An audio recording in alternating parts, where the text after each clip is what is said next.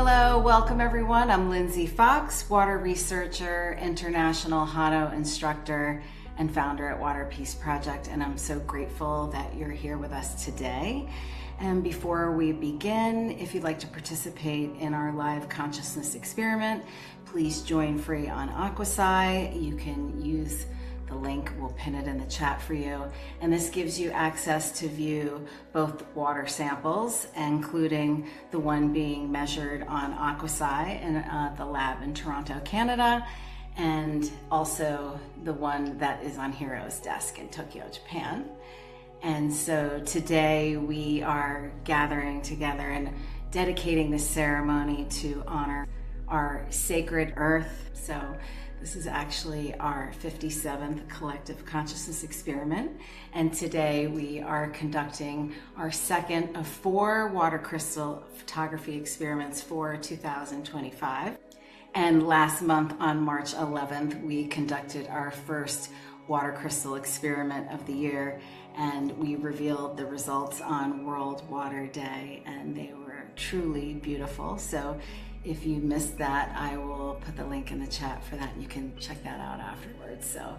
And the third water crystal experiment will be on July 11th, and we will show the results on Dr. Emoto's birthday. And the fourth will be September 11th, and we will do the results on International Peace Day. So the water sample that you see on the screen here on this beautiful rolling river is a photograph of the actual sample that's sitting on the desk at Hiro's desk, office, Masaru Emoto, Tokyo, Japan.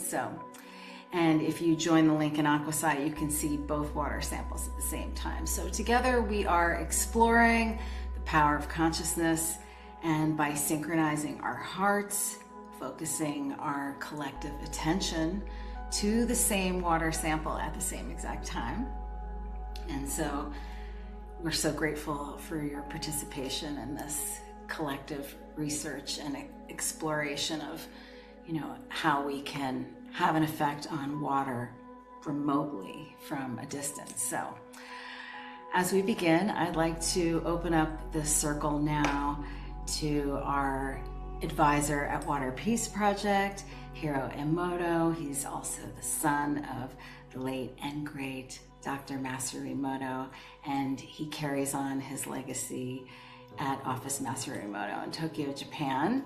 And so, Hiro, thank you so much for joining us today, especially celebrating Earth Day, and also to your mother, because I know your father was so grateful for your mother because he spoke about her at every lecture, and especially for the fact that I love his stories, but the one about how she saved all the money that he didn't know she had, and she published his first book. So anyway, I just want to give a warm thanks to your mother and welcome so much, Hiro. Thank you.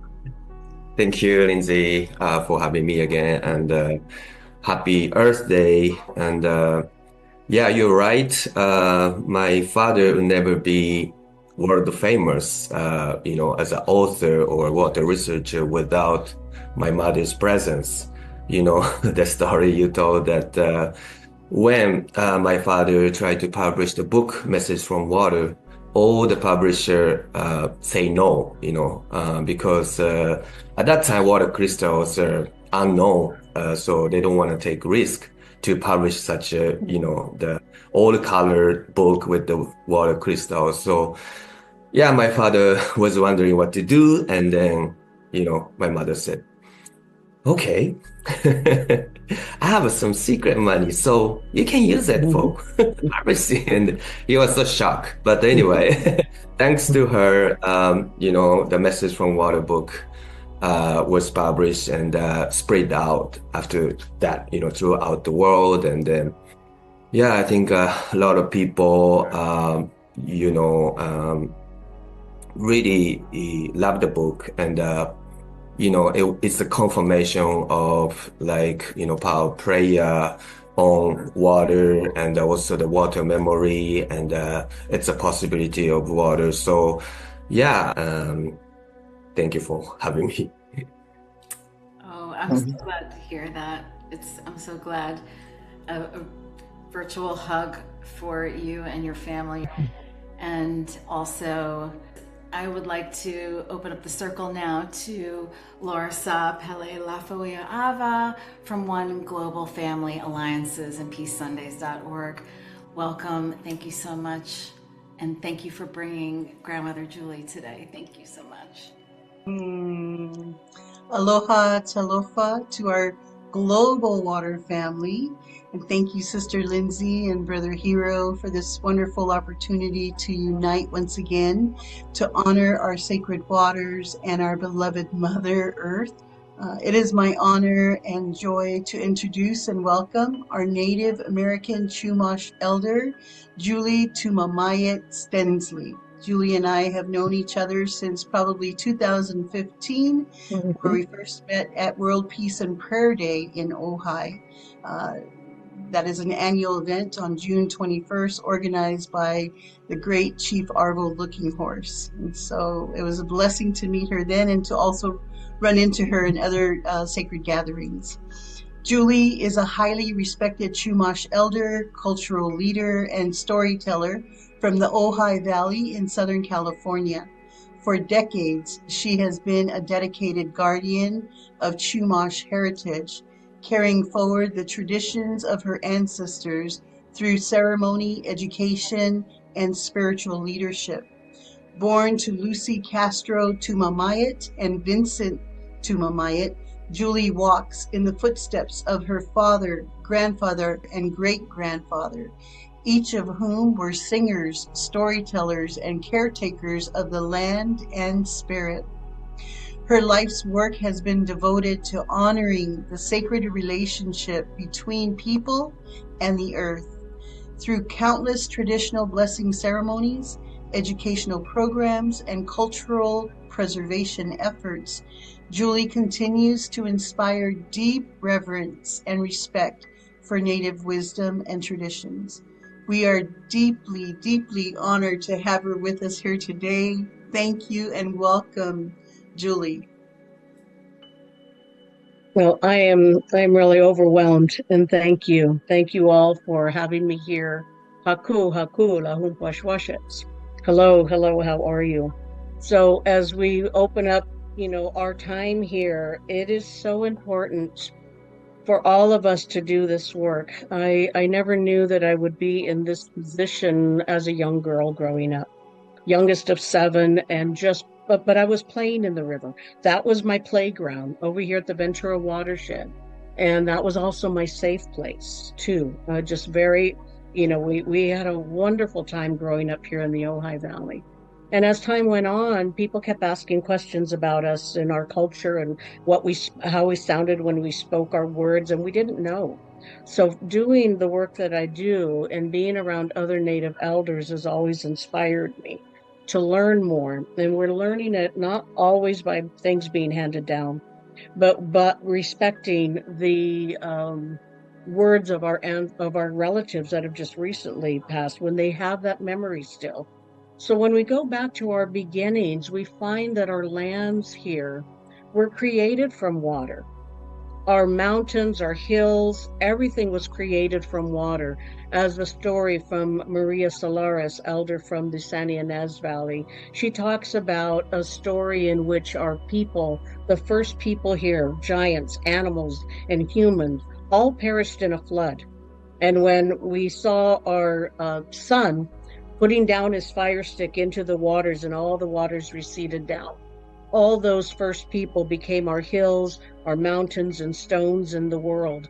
And then we came into the world after that. And where in today's world, what I like to do in sharing stories and bringing things about that, to tell people and then hopefully inspire them that we all have these very first beginnings, and that those traditions and those honorings still need to continue. I don't know why, people, well, I do know why. It's colonization, it's moving away from their spirituality to fit in. That's exactly what happened to our people. We had to assimilate. But thank goodness for those people who had those memories. Maria also talks about the times when we have people who honored and had their very special needs of learning how to work in this world. We have three worlds. Sky people played a gambling game, so we needed to see who won the game because the ante was rain.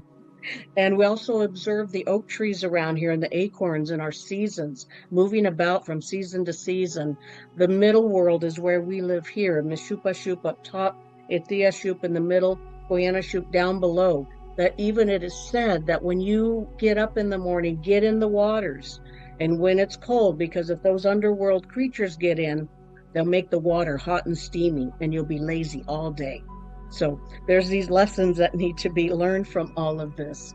So by telling stories, I hope to inspire people to learn theirs. We are in such a devastating time right now.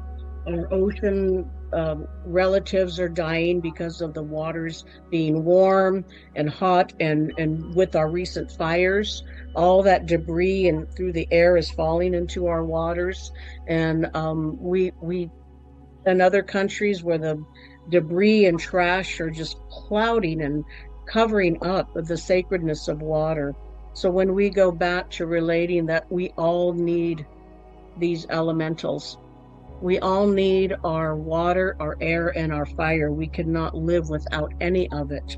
So I don't know what people in this generation or in the generations past that has led us up to where we're looking now at the devastations of this world.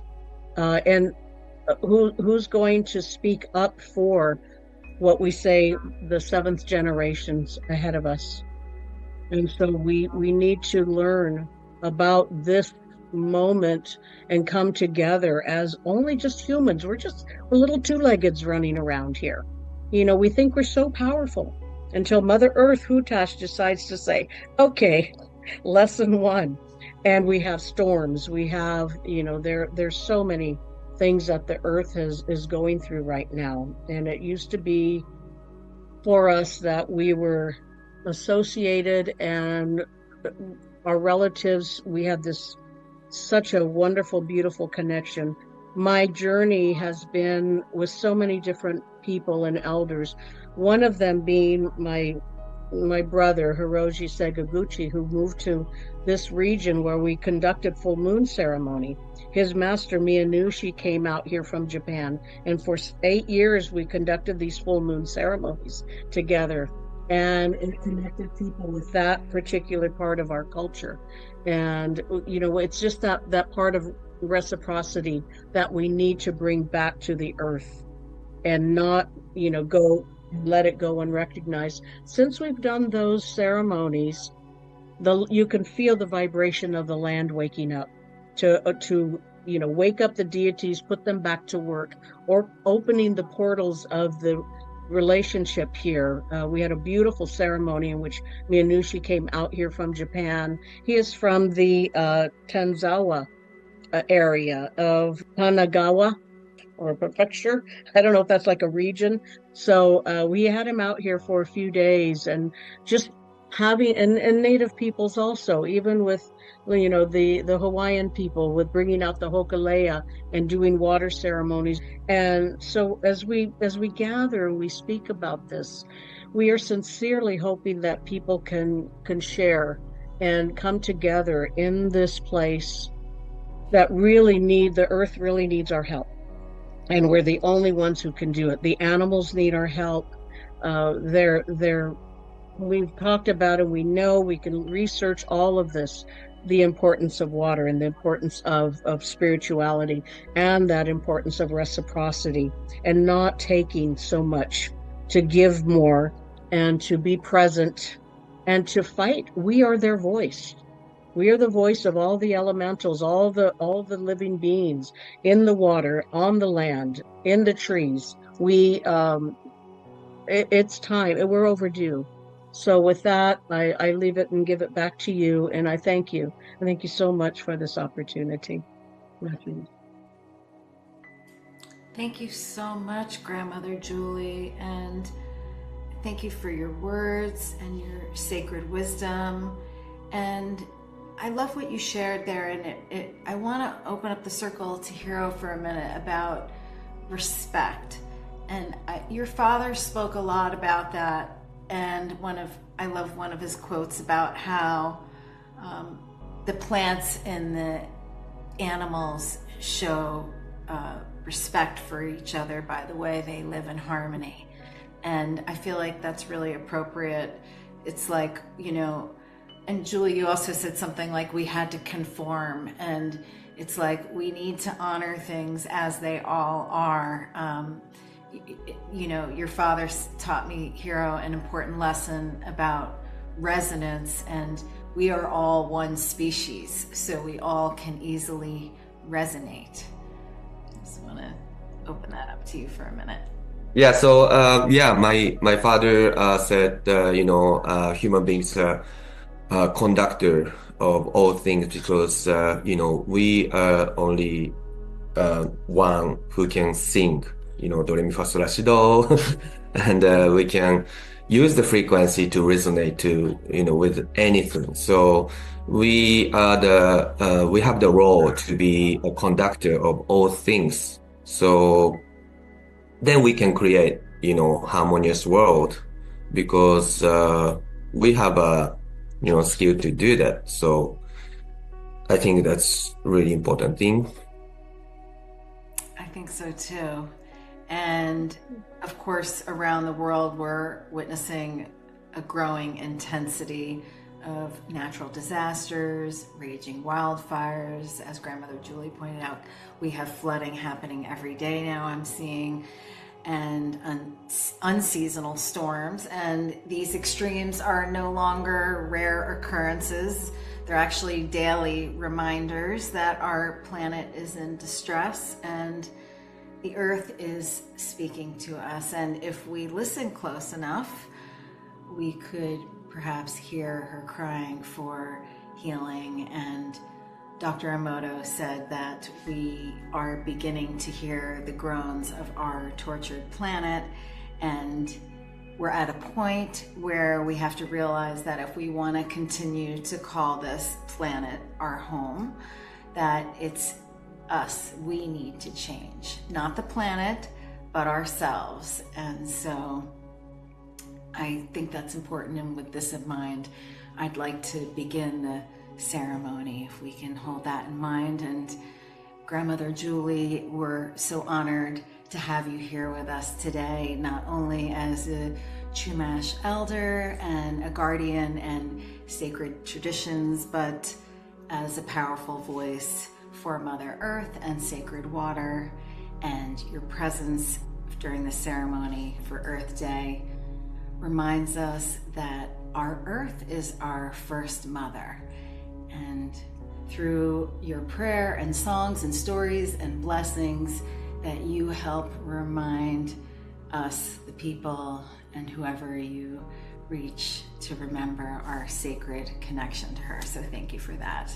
And it's an honor to have you with us here. You walk the path of your ancestors with grace, guiding us to live in reverence and with the land and all beings. So thank you so much for carrying this wisdom of your lineage and for being here today to share the light and voice with us today. We're so grateful. And to open the ceremony, Grandmother Julie will open the ceremony with a prayer. Hiro will lead us to chant the grand invocation in Japanese, and Laurasa will guide us for the Ho'oponopono prayer. So you can follow along by repeating after, and please continue to direct your sincere feelings of love and gratitude to the water sample, and we'll begin now.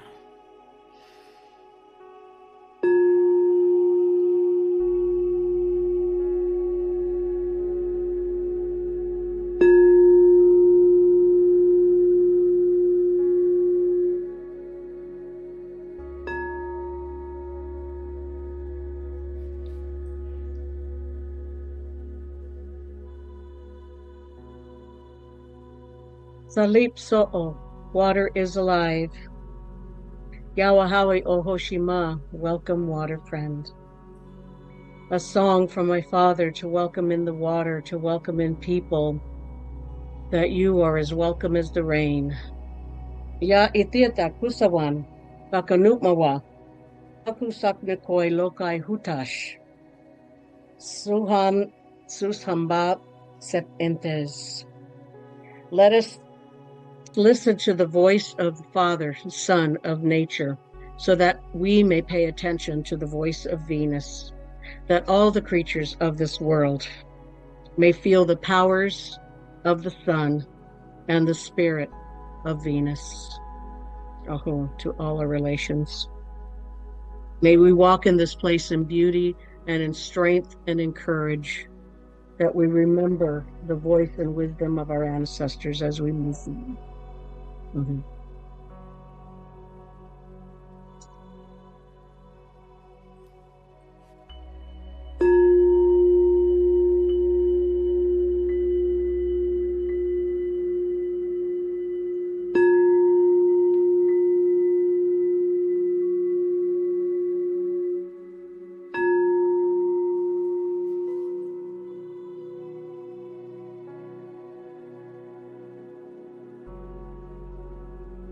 Now together we will chant the grand invocation, powerful Kotodama in Japanese, passes down to my father by his teacher, Dr. Nobuo Shioya.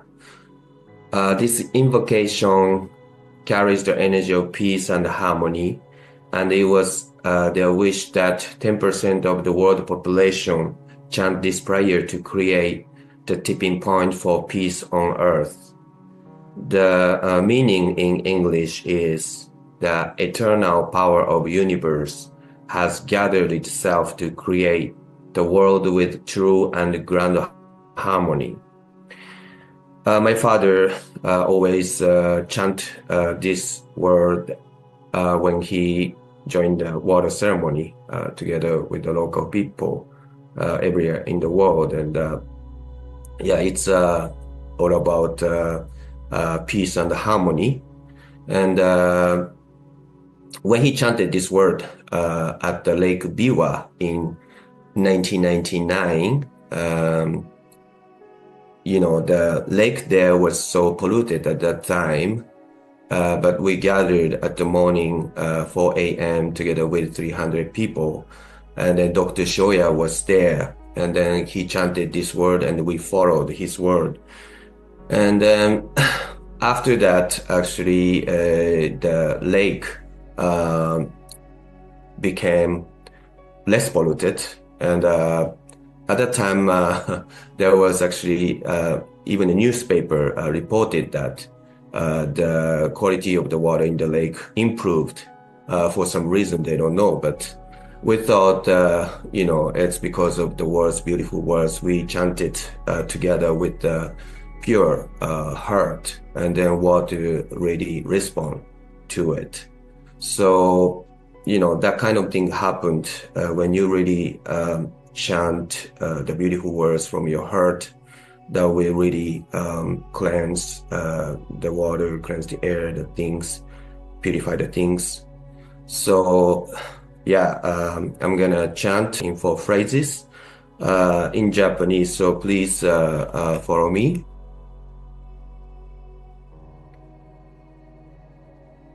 宇宙の無限の Ucheno Mujeno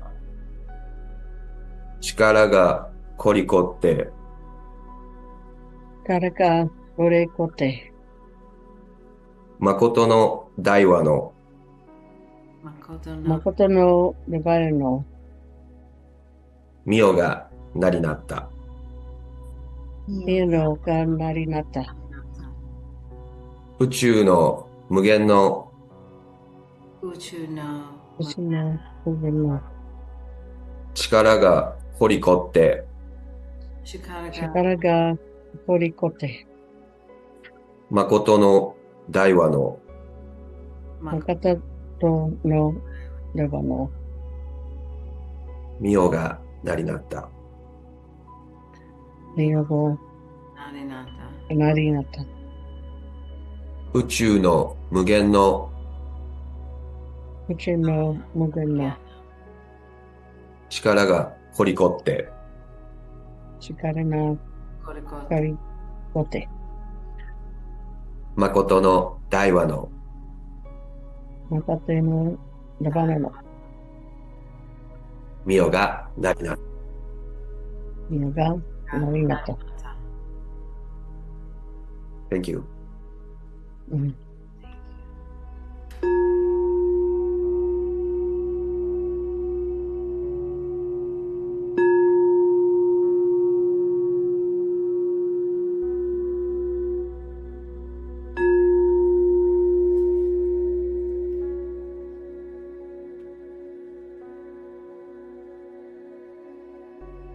Mahalo nui loa, whawhetai te lava.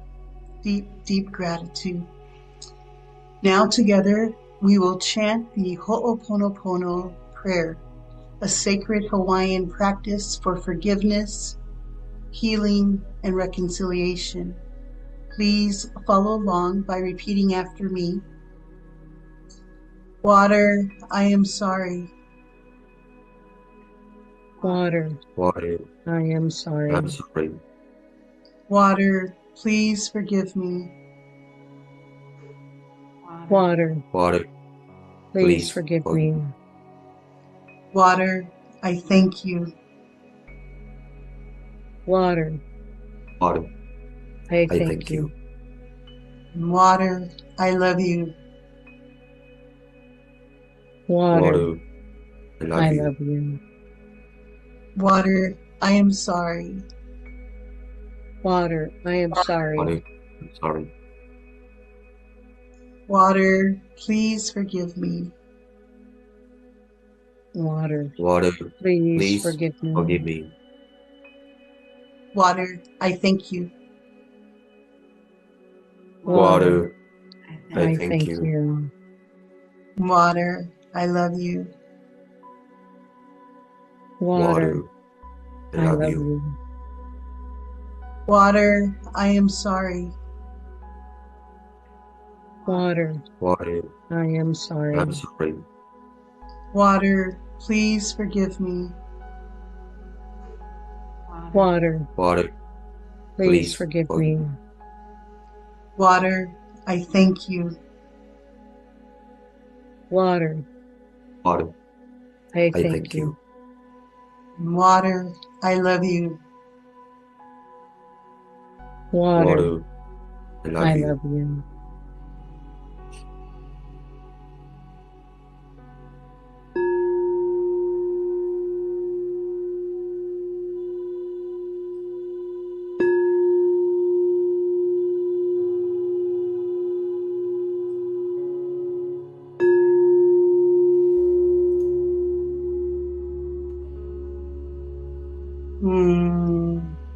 May these resonant feelings of love and gratitude ripple out to bring peace and harmony to our sacred Mother Earth.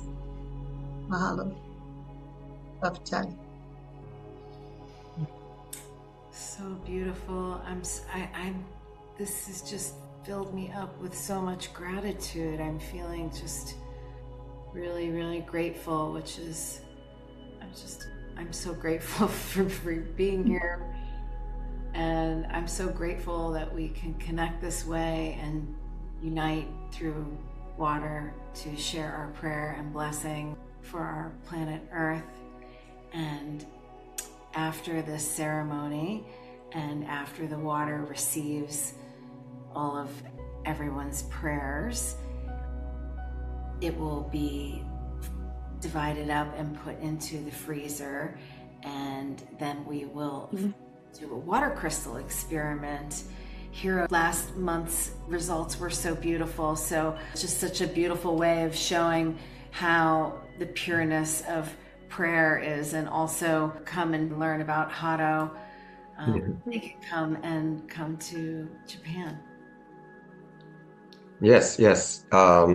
Last time we did it for World Water Day, and yeah, I think result came out very beautiful. Even a remote energy sent to the water from different locations, the water receive the energy and then change the water crystals formation. And every time we do this experiment and water show, different figures, but they really form more beautiful hexagonal crystals compared to just the normal water. So that's the amazing thing. And, the relationship between water and the human consciousness are deeply connected. So, that is why we should cleanse our heart and, mind, and then water become beautiful. That's what my father was telling to people. So, it's important for us to be cleansed first, and then water will be eventually become beautiful. And, now water is not polluted, but water allows to be polluted. So we, cleanse our heart, cleanse our mind, then we can regain the beauty of the water.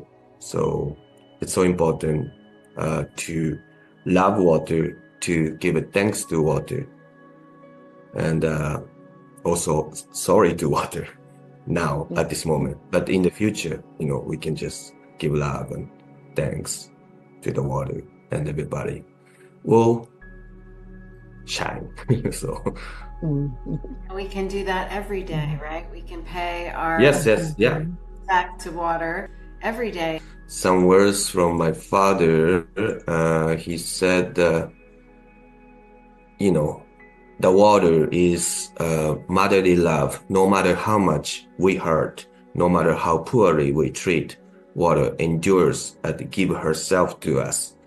Sometimes she weeps, and sometimes she tells us with intensity, and sometimes with tenderness. But she never forces us to do anything. And when we know the true love, water returns as if nothing has happened to it, as a clear messenger of God. So that's word from my father on water. So, water is a mirror of our mind. So, water become beautiful if our mind, our hearts become beautiful. Completely beautiful. I really appreciate you sharing that so much. If we don't do it, who will? It is past the point, I believe, for people, coming from this indigenous culture here, we've lost so much. There's one prayer and that I was researching of these elders that were still, again, as I mentioned earlier, still paying attention, still remembering. But what I mostly find is that, well, yeah, we used to have a prayer or a song for that, but we've forgotten it, or we don't remember it anymore. So there's one prayer, Tu Tuhui, Pi Ma. It's raining, with an exclamation. You must go in your house. And that's it. It's that simple. Just quit dissing the rain. Just go inside. Just let it come down. And I love it. I love that it's just so to the point and just so down to earth, to just let it be. And it has its rights. The world has its rights to be, and where you can't control it. You can try. There are ceremonies that we do to have the winds subside or to call in the rains, but you don't demand, well, I wouldn't demand anything of the deities, but again, I think that's dangerous in today's day.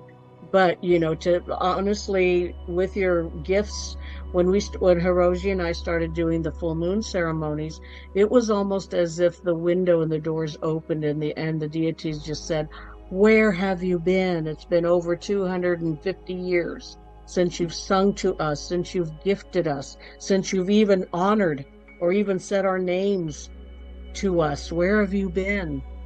And the earth has such a ancient memory that in every day our people spent their time in that relationship with the elementals, with the plant people, with the animal people, and with those using those energies as our what we call our Atashwin, our spirit guides, to help us through our world here. So we owe them a lot. We owe them way much more than people realize.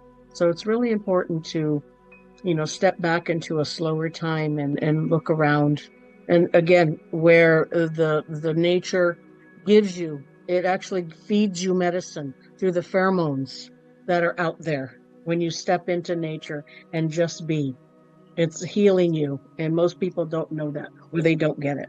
So the teachings that we're all doing here, the teachings for those that are listening, the work you're doing, continue. Just do what you're doing and do it with your full heart and spirit. I love that. We do need to be, even just like, let your body flow. It's the same sentences, just be one with what's happening. And I always find that if we give something just a minute to be, the answer does come. So thank you so much for that. Thank you, Julie. Ooh, yeah. We are all one. We're one global family. I named that, it actually came through Creator right after 9/11, 23 years ago. It's not just one human family that we need to focus on, but it's our one global family, because it's all the relations, all the animals on the land, in the air, and in the sea. We are all one, and with the elementals.